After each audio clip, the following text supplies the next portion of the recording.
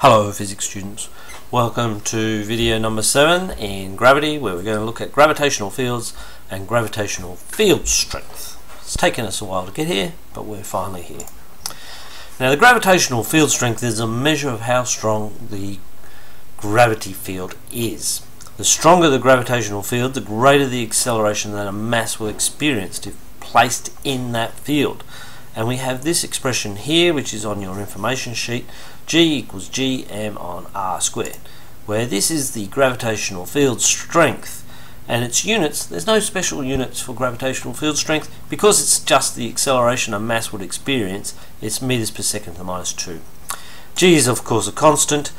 Capital M is the mass that's causing the gravitational field, and r is the distance from the point in the field to the center of mass causing the gravitational field. And don't forget the square. So it's a relatively simple formula, but we have a variety of situations where we can use it, and they're in your workbook. Now, the gravitational field is of course a space surrounding a massive body in which another massive body, or just another body that has mass, experiences a force of attraction. Remember that gravity is always attraction, it's not repulsion.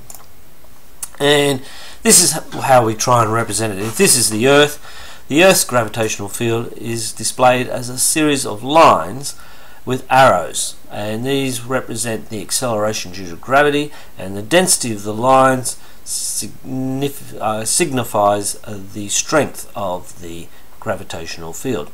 And so if we zoomed out a little bit, we can see that there's more lines close together, close to the Earth, than there are further apart.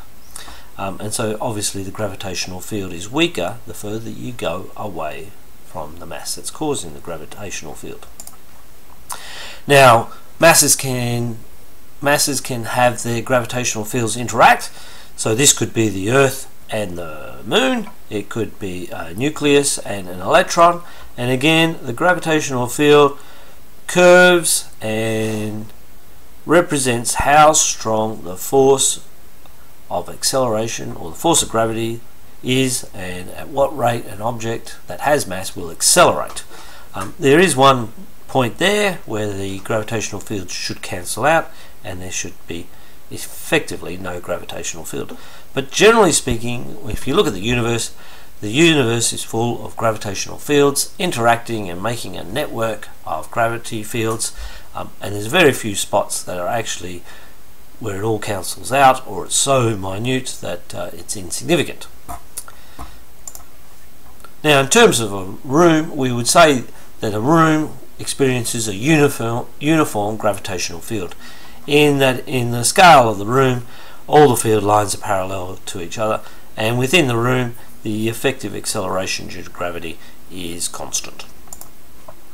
As the scale changes, however, you don't have a uniform gravitational field. This is a non-uniform gravitational field, whereas this is a uniform gravitational field.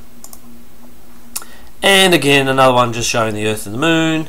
Moon being smaller has a smaller gravitational field. These field lines would extend. Okay, not certain why they cut them off, but they extend outwards.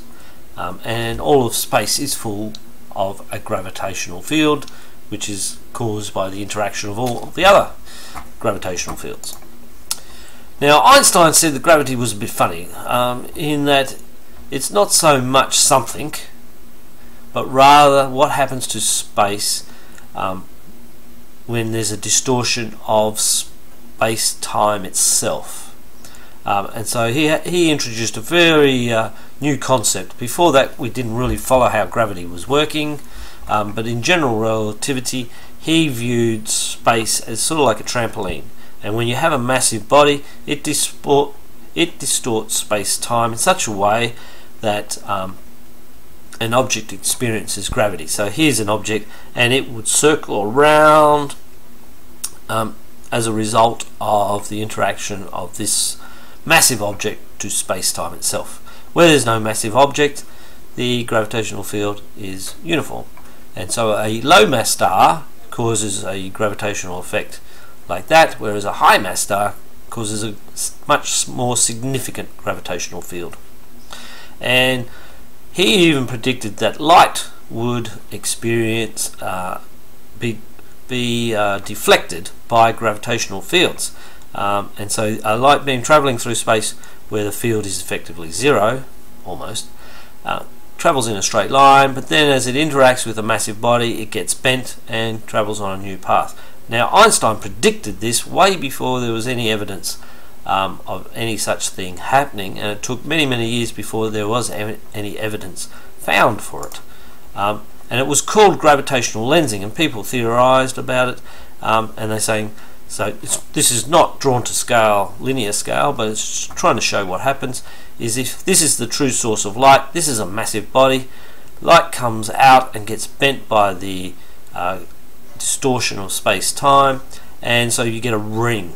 And people predicted that these would be out there, but we never had the telescopes or the ability to actually see them until Hubble went up, and Hubble took a photograph of a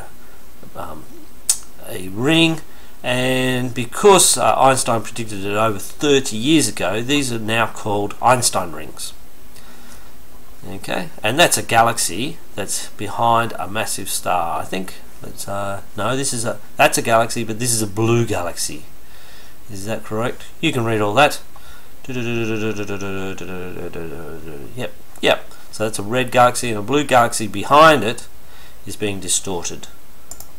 And this is another one of Hubble's photographs. It's quite spectacular when you zoom in on it. All these bright things are galaxies. You can see some of them are elongate, and there's a cluster of galaxies here, and this cluster of galaxies bends the light and does gravity lensing, and so you can see these circles, and a lot of these galaxies are distorted in a circular sort of pattern around these galaxies. And I'll show you a picture up here and a picture down here just to highlight that. There's a galaxy being distorted. Now if we go back, these older galaxies, the ones that are way back and are very faint, they're 13 billion years ago, and whereas this guy is a 2 million light year wide lens in space. That's how wide that is, 2 million light years. So that's that one, and then there's another one being lensed by all these galaxies. Pretty spectacular spiral galaxy, much like our own Milky Way. And these are all galaxies as well, and some of these would be galaxies, but they're so faint that because they're so old, they're way in the past and don't exist anymore. But we're looking back in time. Now we'll actually do a prac where we'll measure the mass of the Earth using just a pendulum and a stopwatch. So I'll just put that there to let you know. And in the next video we're going to look at weight and how that fits in with gravity. So cheerio!